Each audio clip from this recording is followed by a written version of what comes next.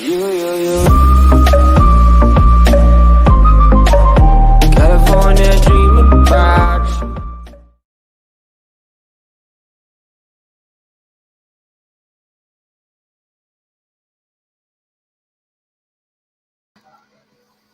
Hello.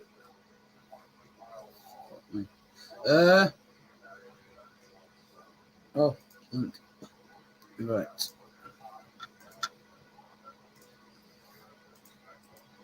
Believe it or not, still not got. Still don't know what channel I'm on. Barely.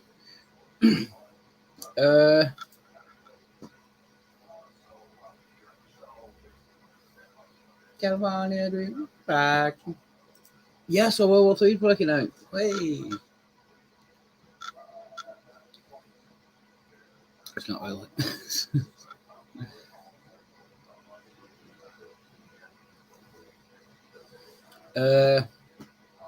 So I've been watching. Actually, no, this will get the channel second down.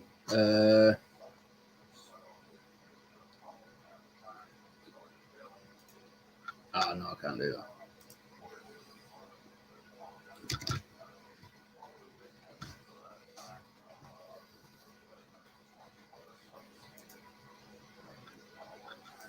I think the BBC might get a little bit pissy. A little bit if I stream the.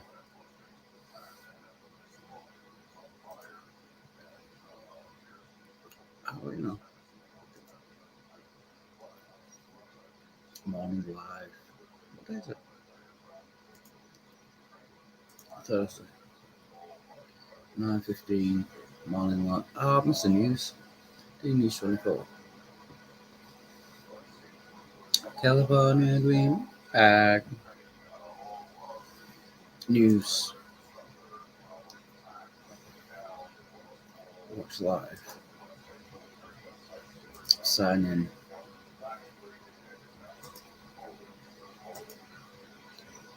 I'll put my losses 3 pages. Oh, we've got one.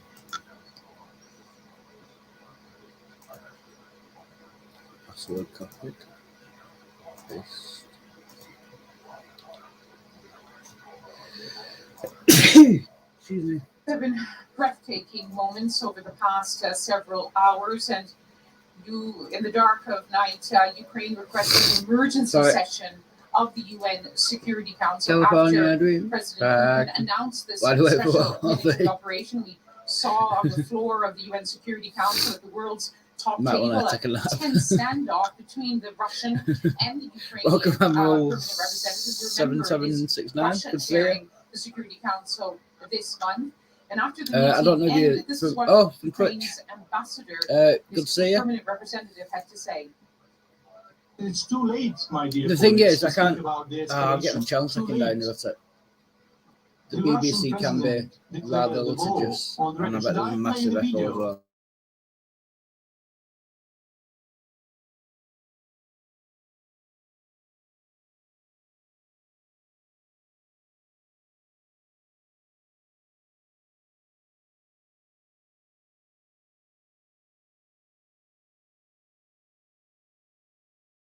It is the responsibility of this body to stop the war.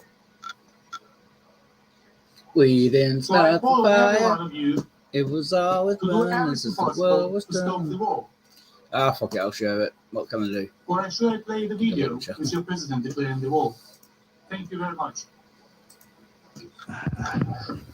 This is BBC News. I'll mute for it. I thank the representative of Ukraine for his statement, and the questions, I wasn't planning to answer them because I've already said all I know at this point. Waking up Minister Lavrov at this time is not something I plan to do. You said the information that we have will be something we provide. And this isn't called a war, this is called a special military operation in the Donbass. A strange kind of alternative realities at there in New York at the UN Security Council insisted on the protocols and on the rules of order, including by Vasily Nebenzia, who's the Russian permanent representative. Let's just hear a bit more of what Ukrainian ambassador to the UN had to say.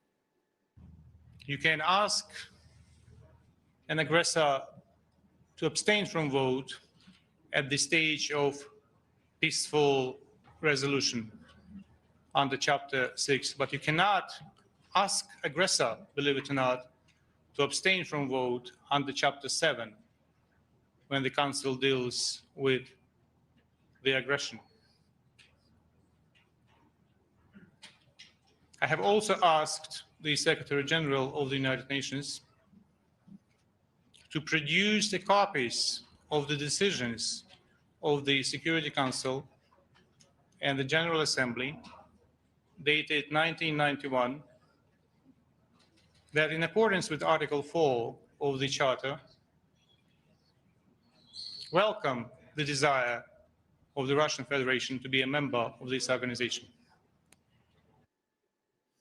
Well, these are exactly the kind of crises the United Nations was formed to stop. The world is watching now as another war in Europe unfolds. UN Secretary General Antonio Guterres made a last-moment plea to the Russians to stop. This is the saddest moment in my tenure as Secretary General of the United Nations.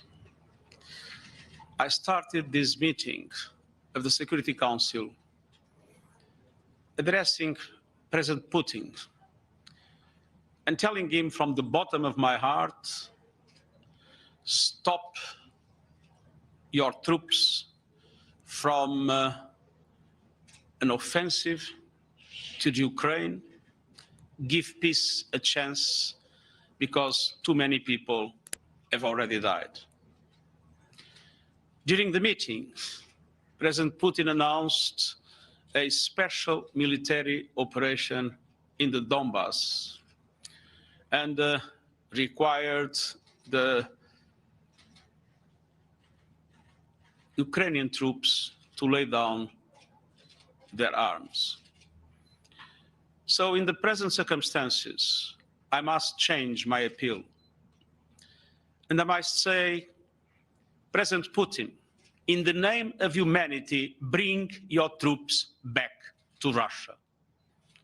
In the name of humanity, do not allow to start in Europe what could be the worst war since the beginning of the century, with consequences not only devastating for Ukraine, not only tragic for the Russian Federation, but with an impact we cannot even foresee in relation to their consequences for the global economy in a moment when we are emerging from the COVID, and so many developing countries absolutely need to have space for the recovery, which would be very, very difficult with the high prices of oil, with the end of exports of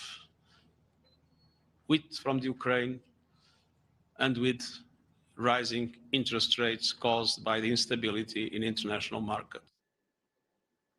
Antonio Guterres, the UN Secretary General, searching for words at this moment of history, a moment which matters, which is sending electricity bolts around the world. Antonio Guterres talking about the worst conflict since the Second World War. Let's speak now to CBS correspondent Bradley Blackburn, who's in New York witnessing that. Bradley, there seemed to have been electricity in that room and perhaps disbelief. What was it like to be reporting on it? What did you take away from it? Well, Lisa, it was stunning that that meeting was happening at the same time that the first explosions were being reported in Ukraine. Those heartfelt pleas from the Secretary General directly to President Putin. And of course, that moment where the ambassador from Ukraine directly confronted his Russian counterpart. This drama at the UN is something to watch. But in this situation, the diplomats have limited capacity to do anything about what's actually happening here. We expect the Security Council to have further meetings on this. They've already had 2 emergency sessions this week. We expect them to vote on some type of resolution today against Russia. But of course, it's unlikely to pass because as a permanent member of the Security Council, Russia holds veto power, Lise.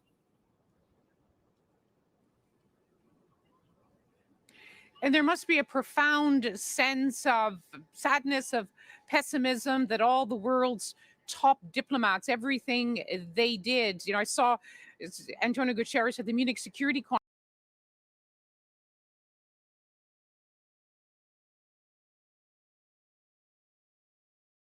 I've got to stop it there because the BBC are litigious pricks.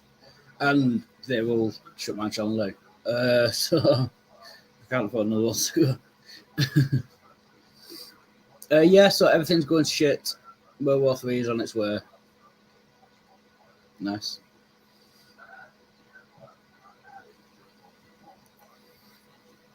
So musical interlude. So I'm in top open.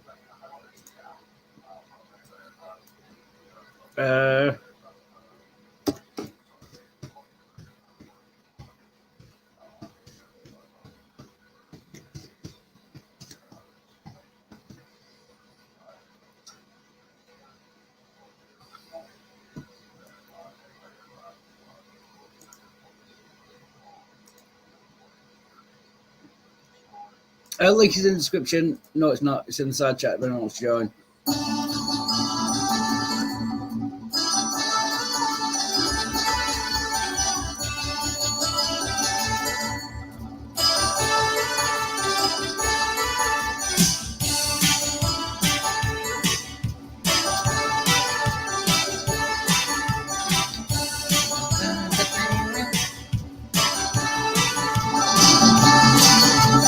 Harry Toon, Dower Stay, Red China, Johnny Ray, South Pacific, Walter Wilson, Dugan, Maggio.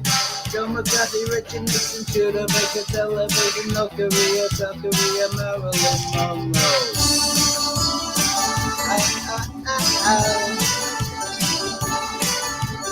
Rosenborg, Grace Farm, Sugar Ray, Pam and John, Brian, Brother King and I am the catcher in the rye. And how back Queen, English Avenue, Queen, Marching Yellow, Liberace, Tatiana, Sugar.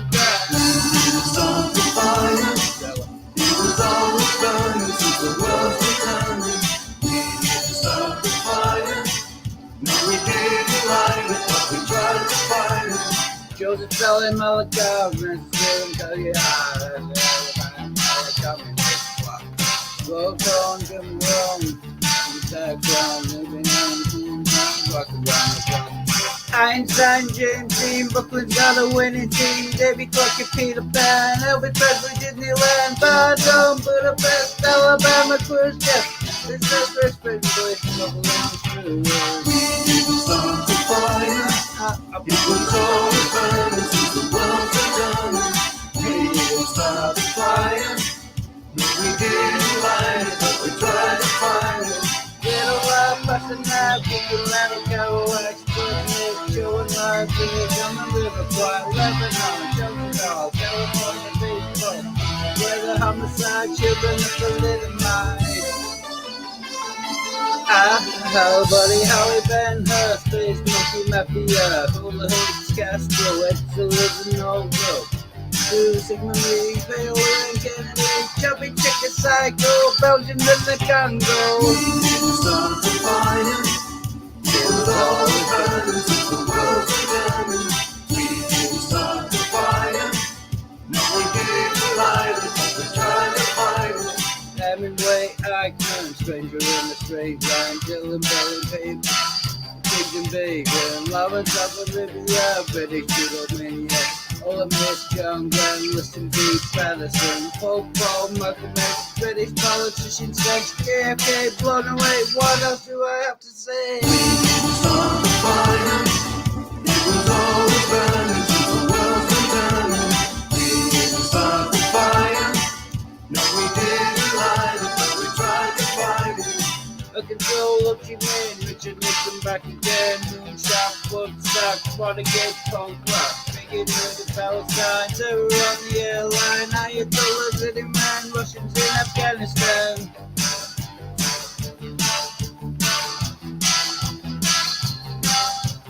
Burning gold, type of day, some shooting, much more rock and roll. Look, I can't take it anymore.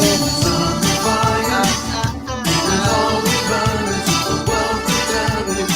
We can start the fire, but when we are gone, it's still goes on and on and on and on. We can start the fire. It was all we burn into the world to damage. We didn't start the fire. No, we didn't light it. We tried to fight it. We didn't start the fire. It was all we burned into the world to damage. We didn't start the fire. No, we didn't light it, but we tried to fight it.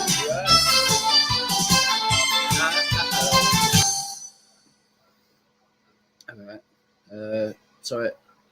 I'll just put the BBC back on while I get something to eat. Get rid of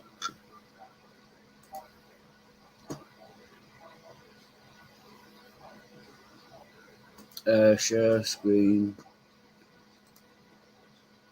That one, BBC iPlayer. And I'll be right back. It must be palpable, that sense of failure. Speech which went on to Facebook, urging Ukrainians again to be calm, but emphasizing that, of course, the invasion had begun. Let's get another perspective.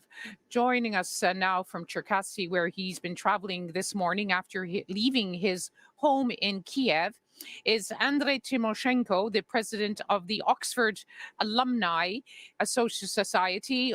And you're in your car. Thank you very much for joining us. Just tell us what you've been seeing on the road.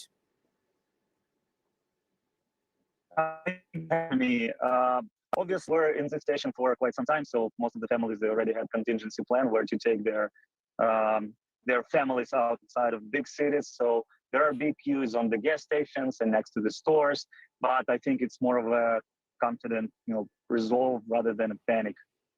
People are just following their plans. And what do you think their plans are? So from my perspective and the people I talk to, it's first taking their families somewhere safe, and then following the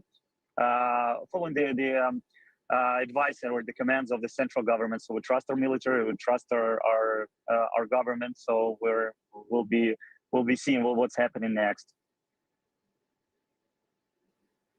We've just heard from President Zelensky in his comments saying that Ukrainian citizens are now authorized to carry guns. We had been hearing reports that many more Ukrainians were going to the gun shops.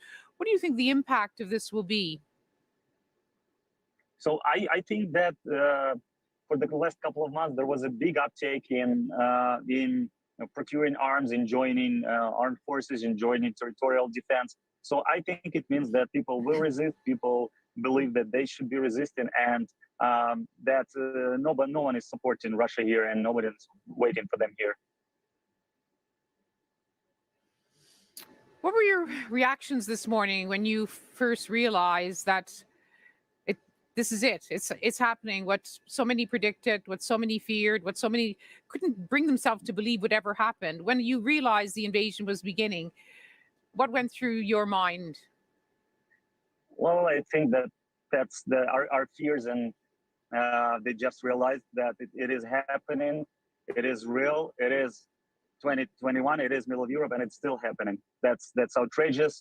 I guess mostly I was angry. I was angry that it's still possible, and that the people in Russia still allow their government to behave so, and their president.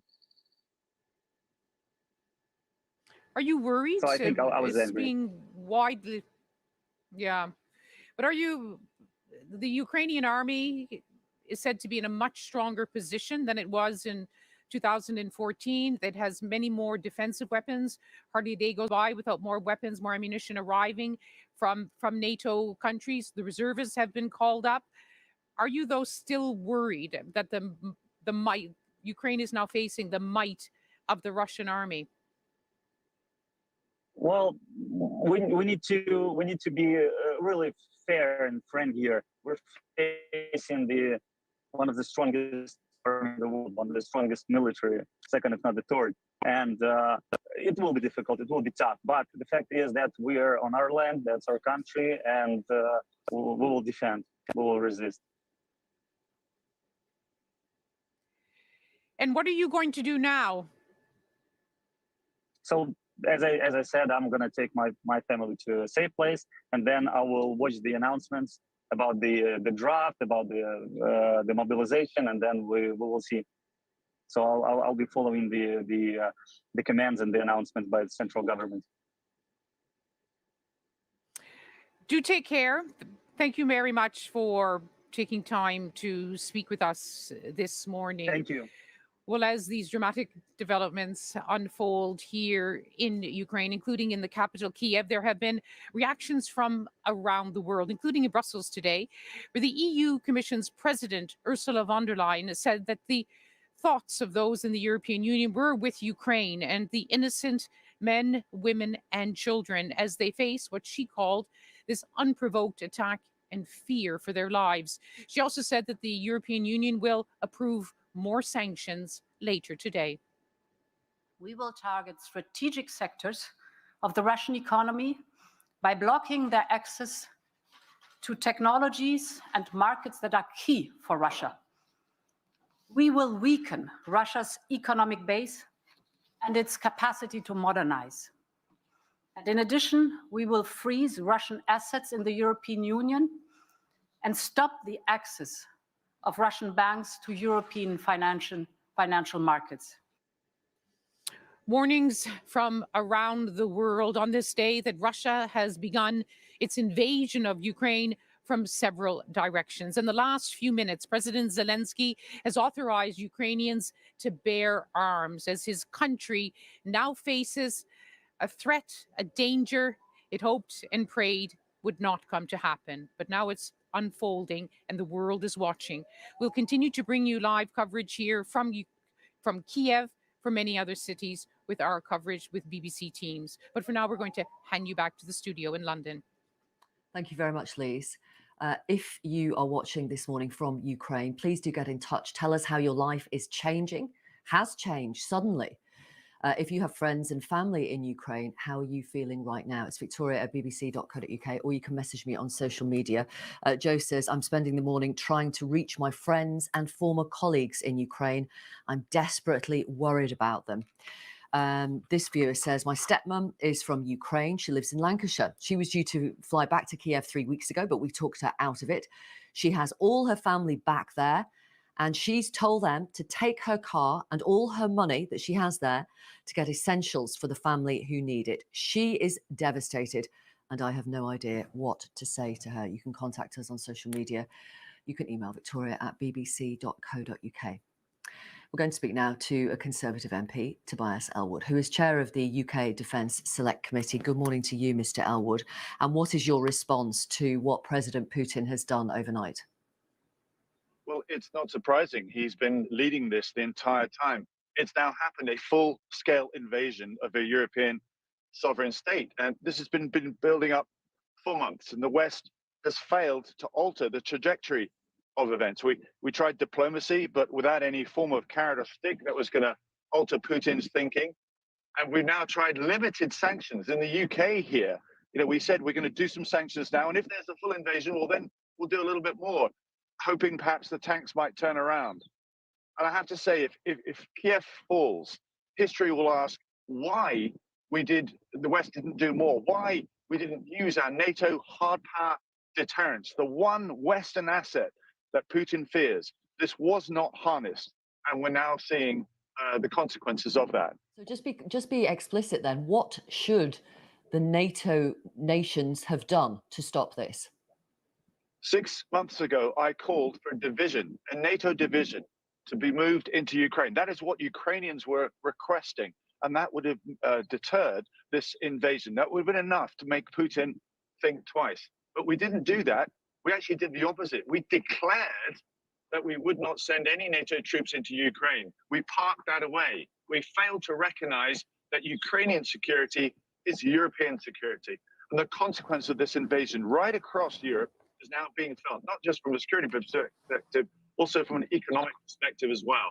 We're now moving into a new phase of this crisis. We cannot be timid. We cannot be risk averse. We've got to be more united. We've now got to assist Ukraine militarily and look to see how that can be done, whether it be weapon systems, a no-fly zone. We need to be far more front-footed on this, but also recognize Putin himself. Where does he want to take his country? He has no interest in the West. He doesn't care about Western sanctions. He's tilting his country towards China. And until we pick up that understanding, we will not appreciate the events as they're rolling out. We're actually playing into his game with sanctions because that helps him persuade his own people. Our future is not with the West. They don't like us anymore. It's with China, who asks less questions about this, can buy our oil and gas, and help us with their one belt, one road programs. That is where I want to take us. That is the Russian destiny. You don't know if putting NATO troops in a non-NATO country like Ukraine would have deterred President Putin. In fact, it might have given him reason to go in earlier because he would have said NATO is provoking a war and we need to defend our territory.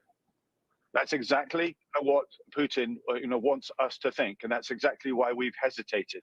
We need to have greater confidence in what we stand for, what we believe in, what we're willing to defend.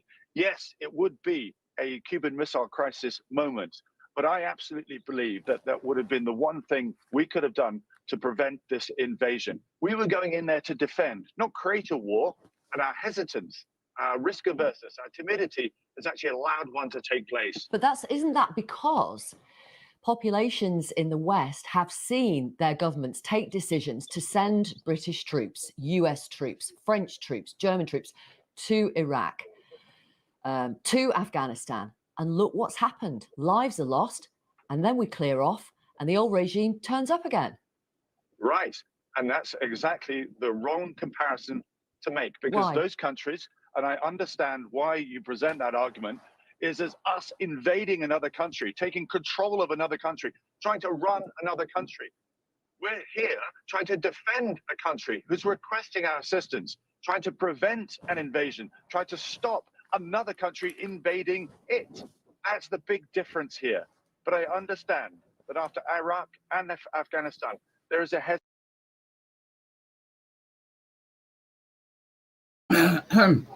So you got World War III going on. My channel's probably going to get deleted after that. So I'll see you later.